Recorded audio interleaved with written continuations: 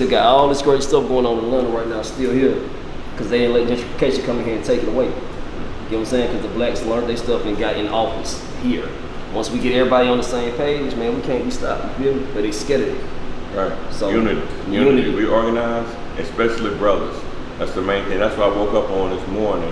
When I've been campaigning, that brother there, we just met last night, or night before last, and he was like, hey man, I supported you for mayor. And I was like, man, thank you, bro. And you know, it's easy to not know who is moving, because in our community, sometimes we can easily judge people. Mm-hmm. We judge because we don't know one another.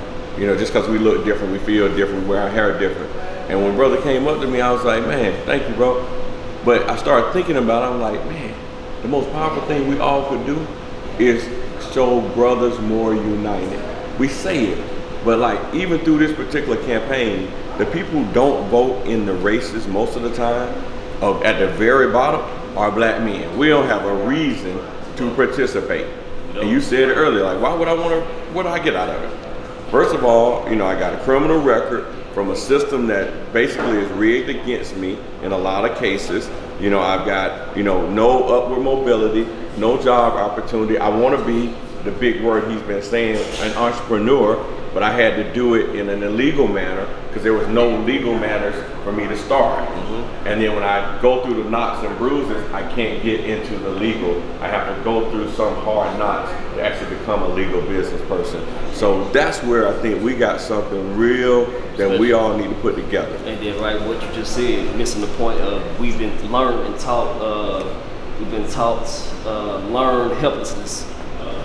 So when you get to food stamps, you get to government assistance, they set up as a trap. Like, we don't even see it, how they set up as a trap.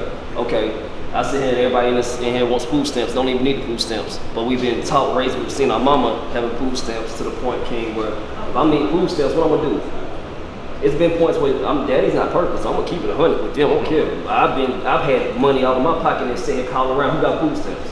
Because we've been taught, you know what I'm saying, that's learned helplessness. So if you don't have no money, what you gonna do? Go to public housing, because you what? Now some people need it, our people need it. Yeah. When we not the most. But it's a leg up, it's not a leg like up. Permanent position. Exactly. Yeah, it's temporary. And there's people outside of the black community that has more government help than us, but they put us on that image on purpose. It's propaganda to tear us down. And they also say, well, y'all using it, so y'all need all the money, so y'all ain't strong. So it's mentally killing us either way, even though we're not the most using it, you know what I'm saying? So, but we have blacks that do need the help. There's single mothers, that's why we gotta rebuild the home in the black community, that need it. But then there's single mothers that don't, but we've all been taught seeing grandma need it, mama need it, daddy need it, cousin need it, auntie need it, to the point when we do have it, we still want it. We used to just being crippled. They have taught us to cripple each other. Then guess what, when we ask for help, what do they say? Them blacks always wanna use our blah, blah, blah. You know what I'm saying? So that's why we teach them to have us money and have money. Because like I always say, I'm gonna say it again, I'm gonna say it a million times. My grandfather was a funeral director. And he always told me, if you leave your family scrambling to pay for your funeral, you didn't handle your money right. You didn't live right. So we cannot have, I cannot have you, if something happens to daddy, you sitting out here struggling to pay for my funeral when you already got to worry about your own life. I didn't leave you nothing. So I'm trying to leave you some legacy, feel me? And I want you to leave your legacy for my grandkids and so on and so on and so on. Get it? And for the whole world.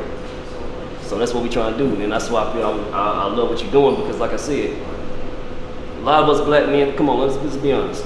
We don't care about no voting. And, we got happy when we saw Obama, because we thinking naturally, the white people don't care about what we say. It's a bunch of us that we learned about the Congress and we learned about the judicial and all and executive and all that. But since we got to school, man, we don't see us up there. What they do for me? Yeah, we don't see us up there. That's right. And we've been raised only to be athletes and to be dope boys, because that's the only thing they let us do without even giving a damn. You know, shit, y'all go sell them drugs. Y'all, we'll let you do that. We ain't gonna stop you doing it. Go ahead, be a basketball and tap dance for us and play football and tap dance. That's what I was bred to be, a football player. And that's all. So I have so many homeboys that made millions of dollars that don't have nothing to show for it, don't know how to invest, don't know nothing to do with it.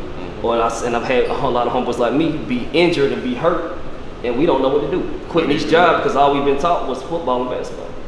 So once you show all these black children, and I don't care what color you is, this full circle of needing to learn, which we are the lowest at, So they say, but we are. I'm not gonna lie, we are. Let's build each other up instead of saying hating on each other and just only wanting to be rappers and athletes. You can be great in other areas instead of just being that. You can be 5 things. That's my whole thing with King.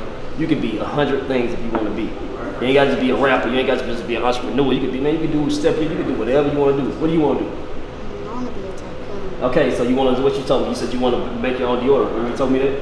Say you want to make his own deodorant. Say he want to make his own health drink. He said this without me telling him. He want to make his own, you got your shirts right now. You said you want to be a football player, right? And a basketball player. And once you get older, you're going to learn the seasons are different, but you can do all of it. You know what I'm saying? Because I've already instilled in your mind.